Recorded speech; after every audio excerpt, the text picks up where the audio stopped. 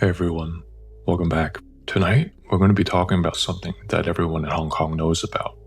You may have heard of something called Hongzak, which refers to a stigmatized property, a unit where someone has died.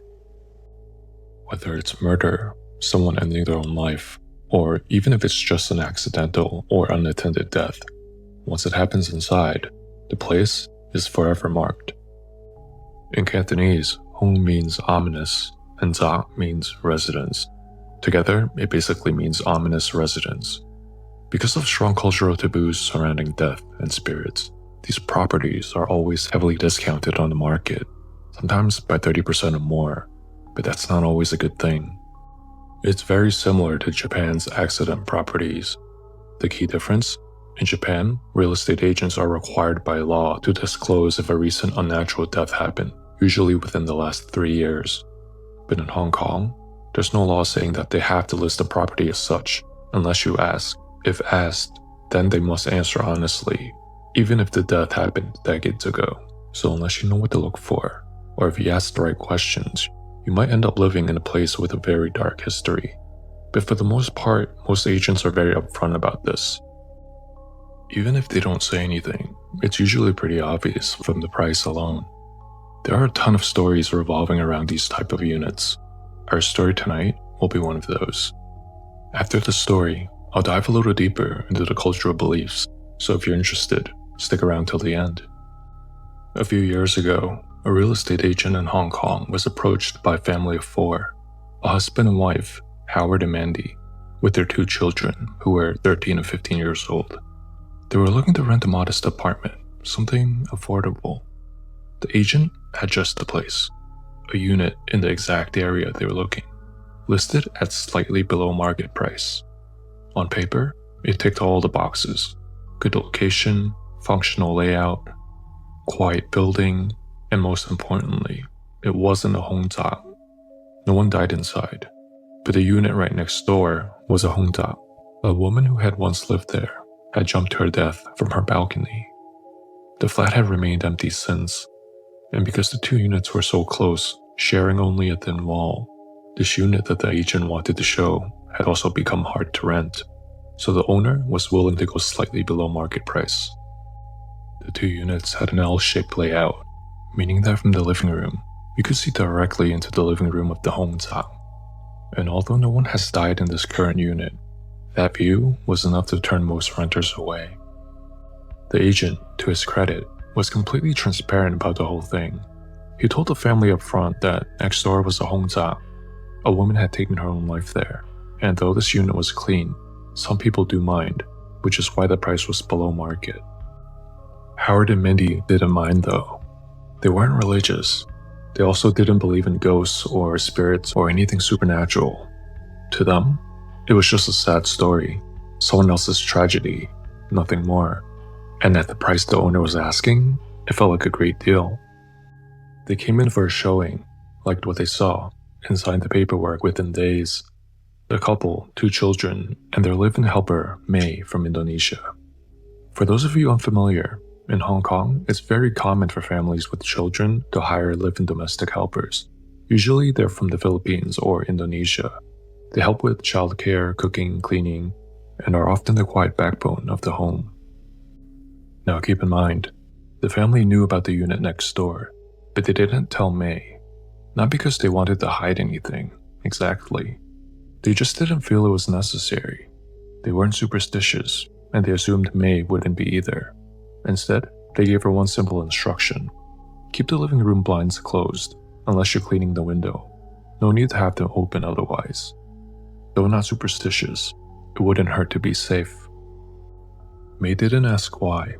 She just did as she was told, and always kept the blinds shut in the living room, unless she had to go out to the balcony to hang clothes to dry.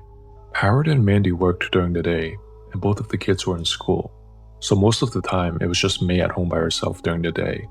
She would normally keep herself busy with her routine of household chores, washing the laundry in the morning, and then hanging them on the balcony to dry. She would also prepare ingredients to make dinner, before she headed out to pick the children up from school. It was a pretty standard routine, and nothing really out of the ordinary happened for the first month or so since the family and May moved in. That is, until the sounds began.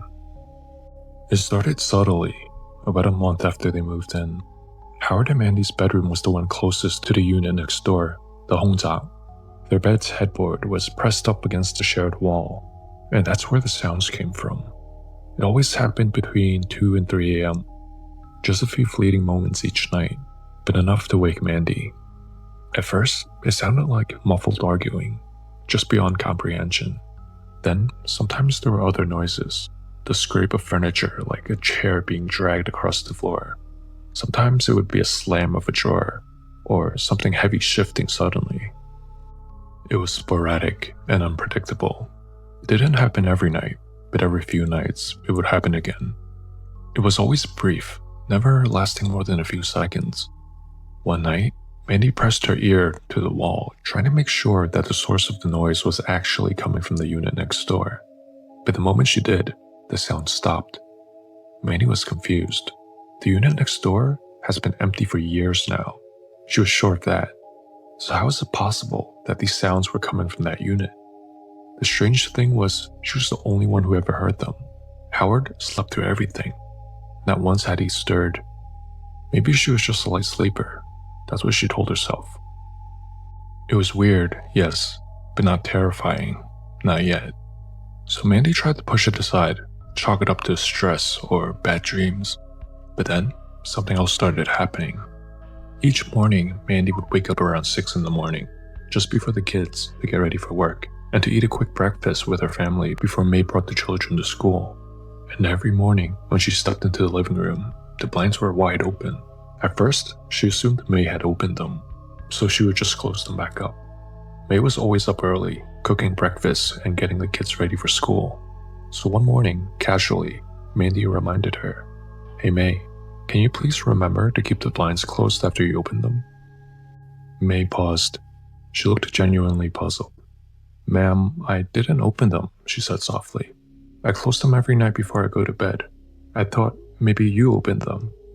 Mandy said nothing, just smiled, nodded, and went on with her morning, thinking this was strange. May has been with them for years and was always an honest person. Again, Mandy brushed herself as well, as she had to rush to get to work. But this was the 4th time now that the blinds were open, and it wouldn't be the last. One night, Mandy couldn't sleep. It was late, maybe sometime past 2 a.m., and the flat was silent. Howard lay beside her, sound asleep. The kids were tucked in and snoozing away, but Mandy couldn't fall asleep. So she got up quietly and headed to the kitchen for a glass of water. She stood by the sink, sipping slowly, staring into the dark living room. That's when she noticed a movement in the corner of her eye. Her eyes flicked to the living room. The blinds, which were shut, were moving. Not much, just a little bit. It slowly shifted open in small, jerky motions, opening a few centimeters at a time, then stopping. A pause. Then another twitch. Then again. Mandy squinted. "Is there a draft? The window can't be open, right?" She set her glass down and stepped forward, slowly. Blinds twitched again, just a little wider this time. And then, that's when she saw it. A hand. Thin and pale. It looked like a woman's hand with long nails, gripping the bottom corners of the blinds. It moved again, slowly, tugging the curtains open inch by inch, as if someone on the other side was trying to peek through. Mandy's breath caught in her throat. She backed away slowly, then bolted back to her room. She dove back into bed and yanked the sheets over her head like a child. She didn't dare wake Howard. He wouldn't believe her. He never believed in this kind of stuff. The next morning, Mandy was off work, as she needed to use some leftover PTO days before they expired. Howard left early for work. The kids were already at school, and May had just returned from dropping them off. Mandy waited until they were alone. Then quietly she asked, "Hey, May, after we moved in, have you noticed anything strange happening here? You're home more than the rest of us. Has everything been okay?" May was at the sink, casually rinsing the breakfast dishes as Mandy leaned against the counter behind her. The sound of running water filled the kitchen, steady, almost soothing. She didn't seem startled by the question, just paused for a moment thinking. Nothing really out of the ordinary, ma'am, she said with a light shrug. The only strange thing is, when I go out to the balcony to hang the laundry, the woman next door is always there, just watching me. May chuckled softly like she was trying to make light of it. I always say hello, I wave, I smile, but she never waves back. She just stands there, staring, with this really mean look on her face. I don't think she's very nice. The water shut off with a final splash. Mandy didn't respond right away. She felt her stomach twist. Her mouth went dry. Because as far as she knew, no one lived next door. Mandy's heart sank. She said nothing to May. Didn't tell her the truth, that the unit next door was supposed to be empty. She didn't want to scare her. But inside, Mandy's unease was building fast. That afternoon, she messaged a few close friends, the kind who did believe in ghosts, in spirits, in the unseen. She didn't go into too much detail, just asked if they knew anyone who could help with something strange. By evening, she had a name, a Taoist priest, one who helped her friend in a similar situation. He agreed to come by the next day. Mandy would be off work again, another PTO day. Howard would be in the office, and the kids would be at school. It would be the perfect time to cleanse the flat, if that's what it came to. That night, Mandy had trouble sleeping again. The noises were back. Muffled voices, low, strained, like someone arguing. Furniture shifting. Something scraping across the floor. She sat up, heart beating fast, and slowly got out of bed. In the darkness, she pressed her ear on the wall behind the headboard. Silence. She pulled her head back, unnerved now. And then, a sudden burst of violent knocking slammed through the wall. Mandy gasped and stumbled backwards, heart racing. The room fell silent again. She stood there frozen, staring at the wall. Nothing. Trying to calm herself, Mandy stepped out to the kitchen to get a glass of water. That's when she noticed it. The balcony door was wide open. A cold breeze moved through the living room. And standing just outside, lit faintly by the glow of the city, was May. She was barefoot, still wearing her pajamas, just standing there, staring toward the flat next door. Mandy blinked. May? She called softly. What are you doing out there so late? No response. May didn't move, didn't turn around. It was like she was in a trance.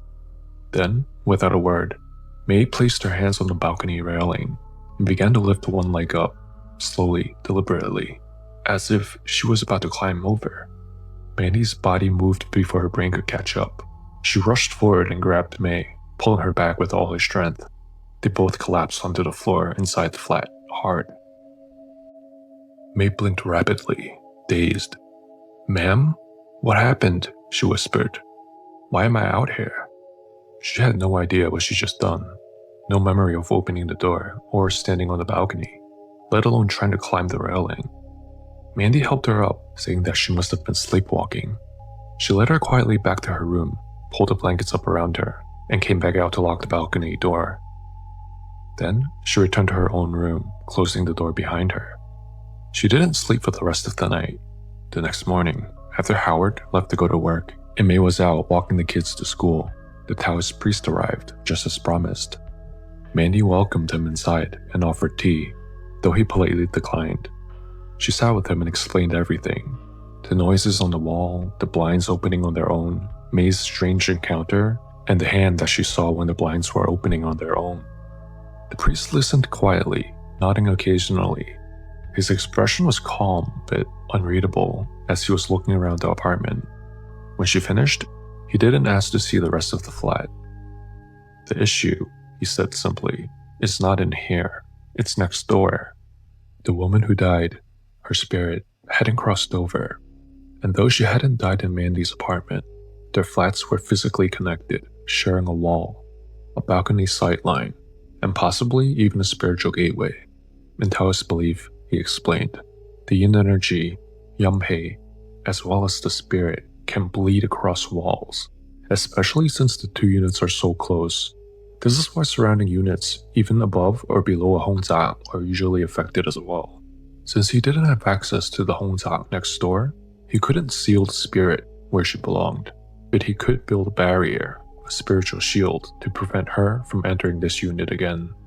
She's already reached in with her hand. That means if she wanted to, she could come in completely, if she hasn't already. The ritual he would perform was called Zansat, the suppression of evil forces. Not a banishment, not destruction, but a containment, a spiritual redirection meant to keep the influence out. He began to work quietly. He lit incense in each corner of the flat, chanting softly under his breath. Pasted yellow talismans, painted with red cinnabar ink, on the shared bedroom wall, the balcony door, and the living room window. Each one had a symbol designed to ward off wandering spirits and to seal energetic entry points. At the balcony, he burned a folded paper offering, a symbolic gift for the dead, and scattered blessed water along the threshold. Inside, he used a small bronze bell to break up lingering energy, the clear ring echoing through the room. Finally, he stood still in the center of the flat, chanting one final verse, a passage meant to guide lost souls away and return balance to the home. When it was over, he advised Mandy, "You should continue to keep the blinds closed whenever possible. Don't speak to her even if she appears again, and just call me if anything else happens." Mandy thanked him and gave him a red envelope as a donation. He gave a respectful bow and then quietly made his way out. Mandy stood at the door for a moment, watching him disappear down the hallway. She knew Howard wouldn't be thrilled when he came home and saw talismans stuck to the walls, especially the one behind their bed, but he'll get over it. After everything she's seen, better safe than sorry. After the ritual, things quieted down. The banging on the walls stopped, the blinds stayed shut, and May never sleepwalked again. There were still moments, small ones. Sometimes, late at night, Mandy would lie awake and still hear faint voices through the wall. But it was never loud, never aggressive, just murmurs, like a memory that hadn't quite faded. The talismans stayed where the priest had placed them. Mandy told Howard that they were for good luck. He rolled his eyes, but didn't argue. She told May the same. "Clean around them, but don't take them down," she said gently. "To keep the home safe." May nodded, accepting it without question. A few weeks passed by. Things felt normal again, but curiosity lingered. One morning, when May was folding laundry, Mandy finally asked, "Hey May, do you still ever see that woman next door?"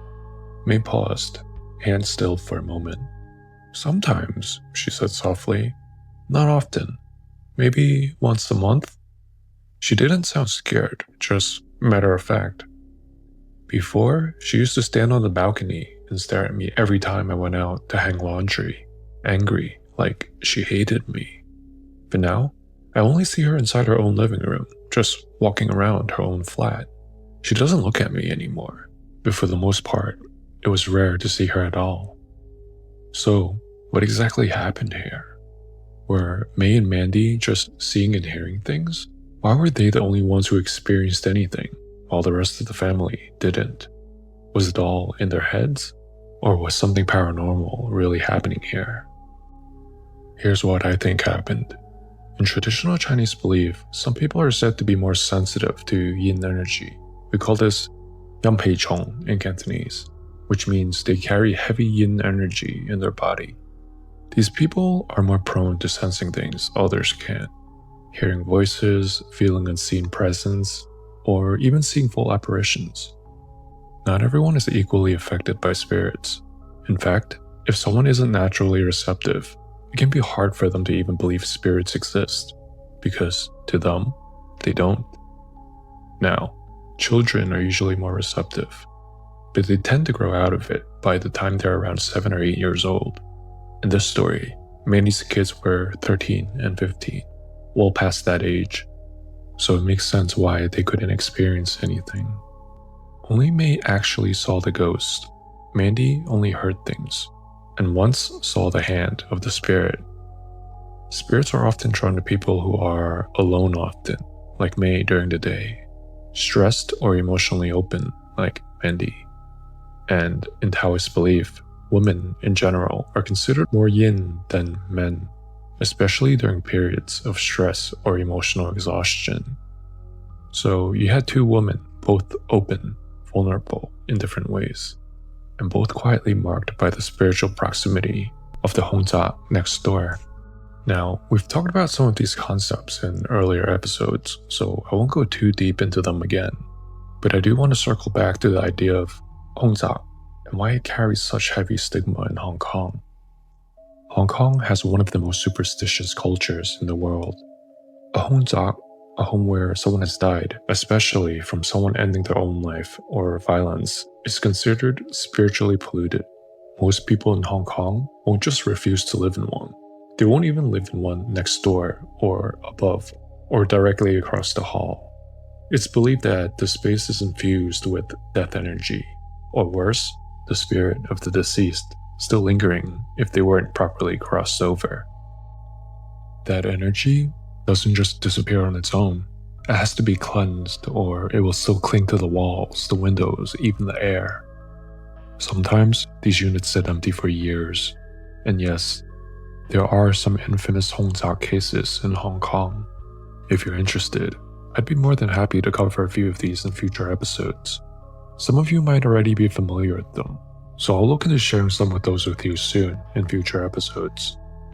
But that's for another night. Thanks so much for joining me this week and listening up to this point. Looking forward to speaking with you again next week.